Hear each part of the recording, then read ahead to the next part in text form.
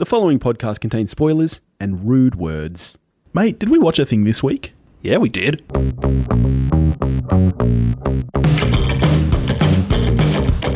Hi there. Thanks for hitting play.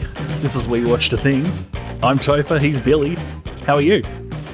I'm good. I'm good, mate. How are you doing? I'm fine, thanks. That's good. Isn't this weather glorious? I love a thunderstorm. Yeah, it's like it knew what we were recording and just wanted to laugh at us.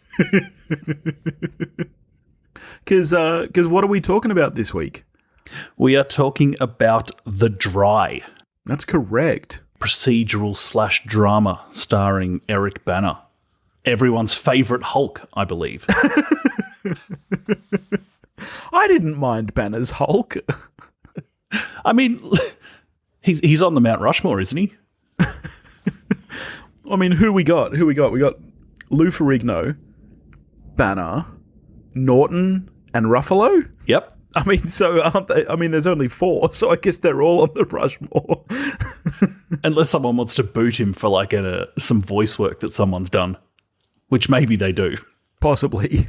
So, yeah, that's right. The Dry is a 2020 Australian mystery drama thriller film directed by Robert Connolly from a screenplay by Connolly and Harry Cripps. It stars, as you said, Eric Bana, Genevieve O'Reilly, Keir and John Polson. And what is it about, Toph? Based on a 2016 book of the same name. Yes, so Eric Bana's character Aaron heads home to the small town that he's from in regional Victoria after the death of his childhood friend in an apparent murder-suicide. And then, you know, some threads get pulled and some things unravel, my friend. That's right. Is this the first Australian film we've done on the show? No. What else have we done? I mean, Mortal Kombat. Yep. We've had requests to do some more Australian fare, given our heritage, but I don't think we've actually gotten to anything yet. So this is exciting. I actually saw this film quite a while ago. I believe it came out here around New Year's Day, and I was going to say it was several months ago, wasn't it? Yeah. Yeah, and I think I saw it that week because I was kind of off on Christmas leave, and it was showing in the classy premium lounge at our beloved Dendy Cinemas. So I saw it a while ago. Would you have checked this out if I hadn't said, let's do it on the show this week? It's coming out in the States today. I think I would have wound up watching it on, like, renting it through Apple TV, which is what I did. Yeah. I think we would have wound up watching it round at our place. This just accelerated that. Yeah. Were you happy to have watched it? Yeah, absolutely happy to have paid the money to rent this film, but like particularly because it's not my credit card that's attached to that particular account. So really easy decision. Would you say that you check out a lot of Australian cinema? I'm kind of ashamed to say I generally think Australian films are pretty bad on the whole. So I can't say I wasn't expecting to enjoy this, I'll say that. Like, do I watch a ton of Australian movies? No, because we don't make a ton of movies. We really don't. It is really, really hard to get movies made in Australia. You talk to any director, producer, writer, which oftentimes is the same person. Yeah. And about the process of funding a film in this country. And I mean, wow, there's no way known to God that I have the drive to get that done. Yeah. I mean, I don't have the drive to get a lot of things done, but it's a nightmare. It is an absolute nightmare. Yeah, it's a real problem, and increasingly so now that, places like Adelaide are really trying to market themselves now, but for overseas filmmakers, it's really hard as an Australian filmmaker.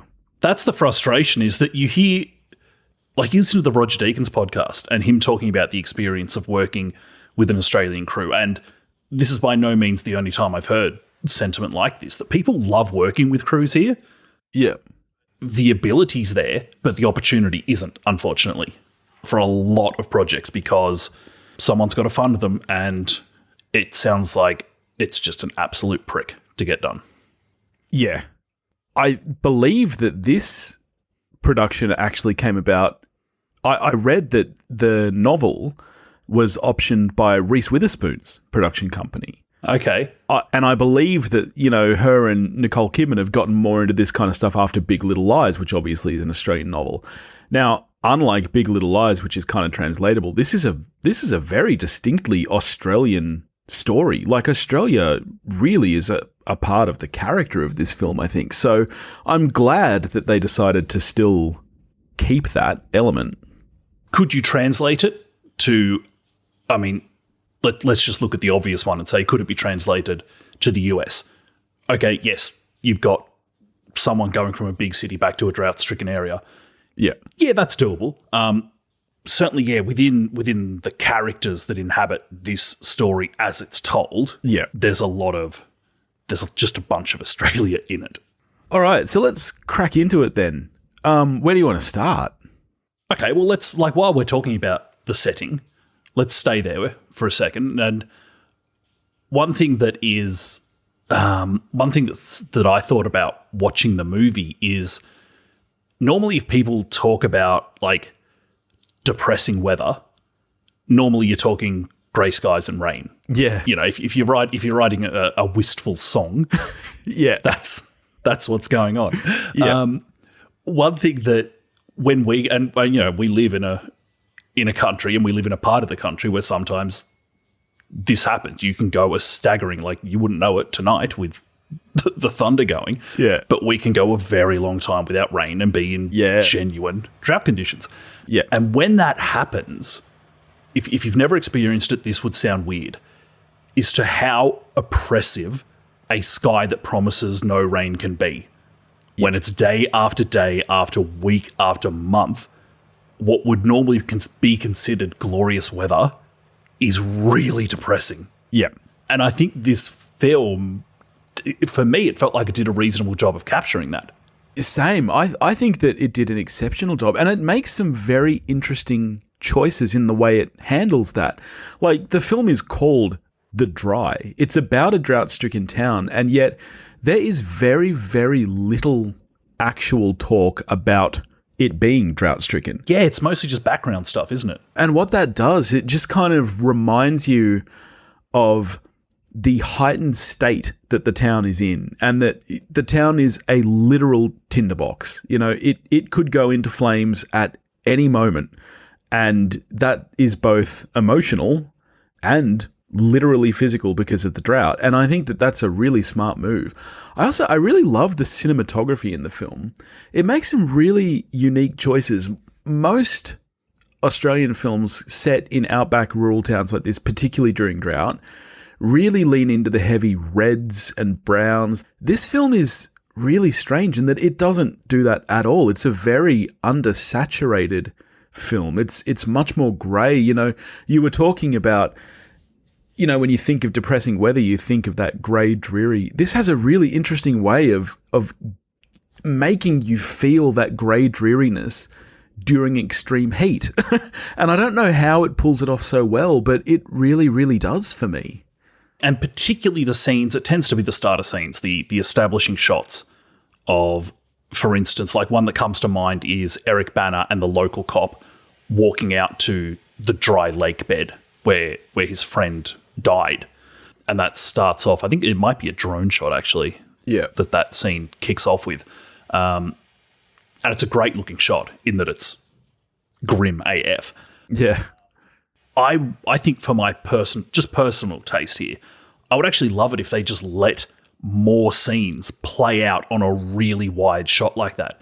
Because, and this is me just absolutely guessing here, that it was a fairly tight shooting schedule.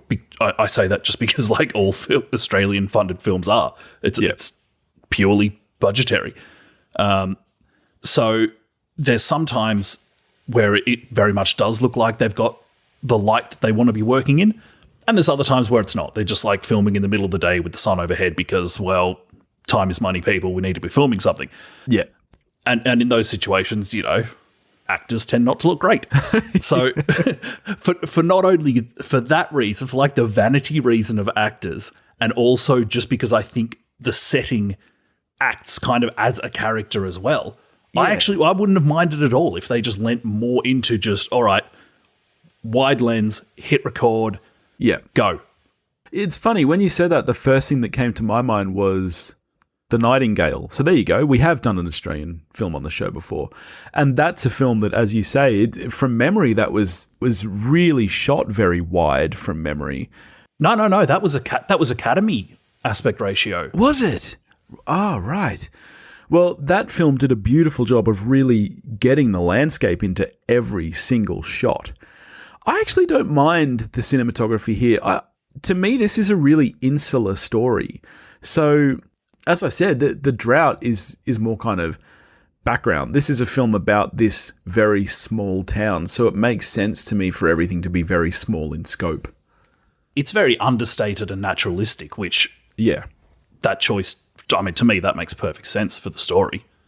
I have some level of sympathy with the people, the inhabitants of this town who are just like, look at this prick.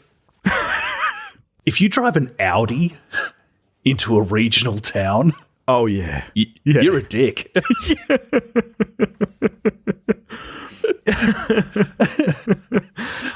And I'm not talking about like Daylesford or somewhere like that where loaded people from Melbourne go to retire and spend all their money on a nice Sangiovese. I'm talking this town. You don't drive an Audi into this town. I mean, look, I love Australia. I love the Australian people, but honestly, small towns like this can be scary. Oh man, you walk into a pub, like you walk into that pub. Oh yeah. It's one of those things where every head turns. Yes, absolutely. And I don't look like a fancy man. Like I look like the kind of guy who could live in one of these towns, but they know I don't, and that's enough. And then, like you're not sure of the local customs. Like at the pub, you don't know what size beer everyone in this town drinks. So you go in and you just order a pint. It turns out that it's a town where everybody drinks half pints. And it's like, oh, can I have a pint of that? And everyone's like, okay, hero. See, and that's my problem. If you go in and order a pint after driving in an Audi, you are going to get glassed. You know what's even worse? When they don't even call them the same thing. When you're like, I'll have a schooner, and they're like, what the is a schooner?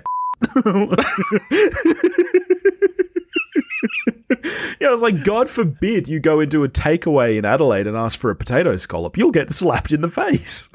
Rightly so, it's a potato cake. It's a potato scallop, mate. Want to fight about it?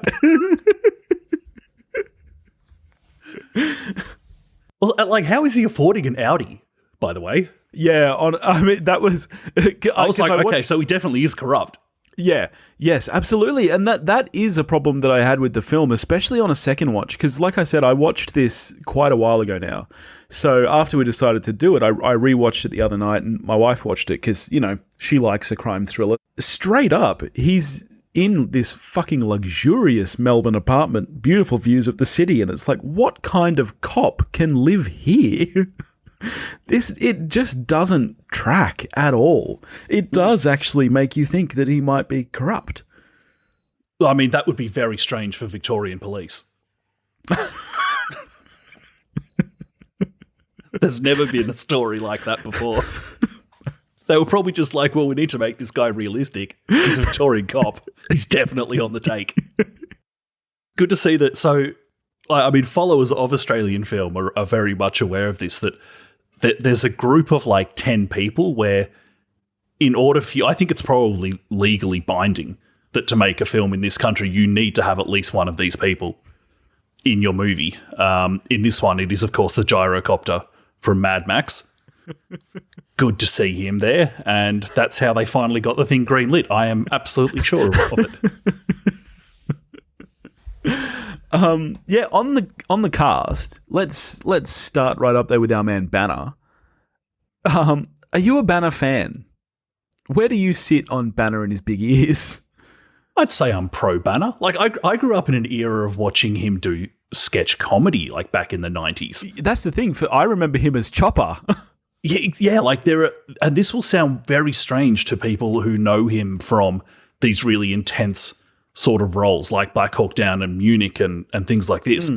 there are those of us in Australia who know him as initially, we knew him as a stunningly goofy sketch comedy guy. Yeah. So then when he broke out with Chopper, it was weird. Yeah. Because we knew him as Poiter, the footy player. Yes. Poiter. For those who don't get it, his name is Peter. But it's Poiter. Poiter. So yeah, look, I'm pro Bana. I think he is a good actor. I'm right with you there. I think he's certainly a very likable gentleman. I think he's more likable than he is good, but like with a lot of actors, that can carry them. I think the same thing about Jason Bateman. Doesn't mean he can't be great in certain roles. I thought Eric Bana was really, really good in this, actually. I quite enjoyed the performance. He's good at, when he's asked to go, almost a little bit daytime, when he's asked to stand there and look off at something and think about whatever. Yeah. Quite good at it. Yeah. Smell the fart acting. Smell the fart acting. Yeah. For me, though, that's pretty much where the good performances in the film end. I don't mind the local cop. He's best on ground for me. Yeah, I think that he is quite good. But I mean, geez, I don't know if people outside of Australia know who John Polson is and that he's kind of a big deal, but fuck, the man can't act. Do I know who John Polson is? I'm willing to wager that you would know John Polson more as a director than as an actor. He's the founder of Tropfest, which, if people don't know, is quite a large short film festival. When I was looking at him, I knew him from somewhere, and I think it's actually the news. Yeah. Yes, but he's actually a big TV director. He did a lot of Without a Trace, The Mentalist. Recently, he's been working on, Fear the Walking Dead, all that kind of jazz. Right. He hasn't acted in a whole heap. In fact, this is his first film role since Mission Impossible 2. Wow. Yeah. A very bad film. Yeah, and I think that tells you everything you need to know about John Polson as an actor, because the dude can't act, and the creepy fucking hair. What is with the hair, mate? The hair's tough. And I'm with you. I don't think he's particularly strong in the film. The thing that really sells him, as well as that haircut that you've mentioned, that this guy is not all right, is that this is a guy who, in a small regional town, is drinking Budweiser. I noticed that too. Now, I refuse to believe that it's product placement. So I think it's a character choice, and I think it's a good one, because Budweiser is not that easy to, yes, you can get it in Australia, but it's not in every bottle shop. No, nor should it be. Of course, because it's terrible. Yeah, particularly in regional Australia. You've got to go out of your way to buy Budweiser. So that someone would do that in a small town in Victoria, clearly a psychopath.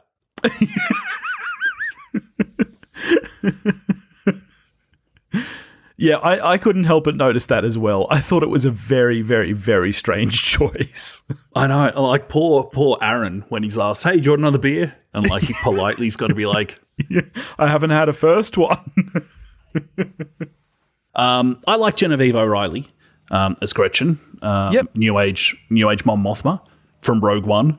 I really did like young Ellie as well. I think as far as the flashback performances go, she is the strongest. It's nice to have at least one actor that can carry those flashback moments. She carries those flashback scenes, I think. Yeah. Don't think that's unfair to say at all. Yeah. Yeah. And she's really great. I have no idea who she is, but I'd be happy to see her in more things. I thought she was, for me, yeah, her and old mate Local Cop are the best in the film. Keir O'Donnell is the local cop. Right. Who I don't think I know him from anything. Oh, he was in one of the seasons of Fargo. Don't know which one. I'm not going that deep into IMDb. So, we say it at the top of the show. Everyone knows we spoil stuff. Let's get into the plot. Quite a few twists and turns, and you've kind of got the two separate plots going on because you've got the flashbacks as well as present day. Where were you there? Did anything surprise you? necessarily. Did you see the reveals at the end coming, both of them? No. And I think that the flow of information in the film is quite good. It kind of drip feeds you throughout the runtime. Yeah, there's no point where you physically sit there and go, "Oh, it was him." It doesn't. You know how sometimes there's a reveal, definitely him. You know how sometimes there's a reveal at the end of the film, and you're like, "Well, that just came completely out of nowhere," and you're just trying to be twisty. This doesn't feel like that. It feels logical when it happens. Yeah, it sounds weird to say it, but I like the reveal about the flashback sequence. Because that flashback every time we go back, there are times where I actually felt like, for me, this is kind of just getting in the way of the story. Like I wasn't invested enough in that thread of the story. So I think it needed that reveal at the end of the film. It's a bit Girl with the Dragon tattoo-y in these, there's these different timelines. There's almost like a postscript to the story. There's family members who are yuck. Yeah. And it's not nice stuff, but I think it's good stuff for the film. I agree completely. I actually think that, yes, that reveal really, as you kind of said, makes that flashback sequence worth it. And it's funny, even though he spends so much of the film convinced that the two cases are linked, and in fact the reveals show that they're not at all, it still somehow adds weight to what's happening in present day as well. And I think the film has a lot of very interesting themes that are just kind of touched on, particularly about regional Australia. It touches on alcoholism and gambling and domestic abuse and all these things that happen every day in these small towns. The setting is, like I said before, it's almost like the setting is a character in the film. It's almost like it's the villain as well. Yes. And yet, apart from Aaron, who's already left the town, there's actually not a single character who has that drive. Even in the flashback scenes when they're kids, there's no one who even says, "Oh, I want to get out of this crummy town," or whatever, And Aaron, in fact, as a grown man, is actually drawn to stay in this town longer. So it's a really interesting juxtaposition there. And it's only sprinkled through, but it is there, just the way that, in little details, the way that the inhabitants of the town, and this is true to life, really do in a place that small, the amount that people do lean on each other. Yeah. It's not like, I don't think the film paints this town as an evil place to be or a bad place to be. No. All right, cool. So, it sounds like we both, for the most part, quite enjoyed it. How are you scoring it? I'm a solid 6 out of 10. The film doesn't blow me away. It didn't knock my socks off, but it's a good watch. If someone said to me, should I watch The Dry? I'd be like, yep. I feel exactly the same. I was honestly quite surprised. I don't tend to like a lot of Australian cinema, and I'm also not that big of a crime thriller guy. So I kind of went in to watch this just because it was there, and I didn't expect to enjoy it that much. But I'm a 7. I think there's some good stuff going on in this film. So hopefully it will pave the way to, to more stuff like this. All right, cool. What are we getting to next week, buddy? Next week, we're heading to Netflix.